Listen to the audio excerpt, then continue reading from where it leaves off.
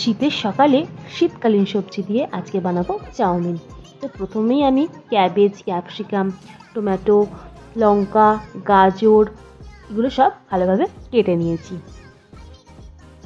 আজকে চাউমিনটা আমি একটু স্পাইসি বানাচ্ছি।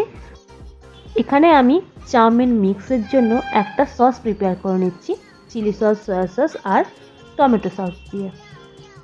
এরপর আমি চাউমিনটাকে গরম জলে সেদ্ধ করতে দিয়ে দেবো। এখানে আমি পেঁয়াজ আর স্প্রিং অনিয়ন কেটে রেখেছি। চাউমিনটা আমাদের সেদ্ধ হয়ে গেছে। এবার আমি কড়াইতে রিফাইন্ড অয়েল দিয়েছি।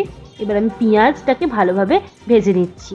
এরপর একে একে সমস্ত সবজি, ক্যাপসিকাম, লঙ্কা, গাজর সব রকম সবজিগুলো একসাথে দিয়ে দেবো আর এটাকে ভালোভাবে ভেজে নেব। এরপর আমি দিয়ে দেবো গোলমরিচের গুঁড়ো। আমি এখানে একটু বেশি গোলমরিচের গুঁড়ো ইউজ করেছি। এরপর আমি এখানে একটু আদা দিয়ে দিলাম। এটা তোমরা আদার যে পাউডারটা হয় সেটাও ইউজ করতে পারো। এরপরে দিয়ে দিলাম টমেটো। এখানে আমি আদার্স কোনো মশলা ইউজ করিনি। সমস্ত সবজি ভালোভাবে কুক হয়ে গেলে এর মধ্যে আমি দিয়ে দেবো ক্যাবেজটা।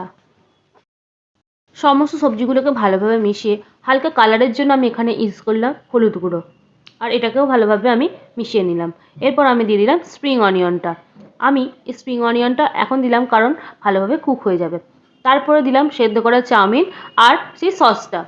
এবার আমাদের চাউমিনটা ভালোভাবে মিক্স করে নিয়ে রেডি হয়ে গেল শীতকালে গরম গরম চাউমিন। কেমন লাগলো ভিডিওটা অবশ্যই কমেন্ট করে জানাবেন।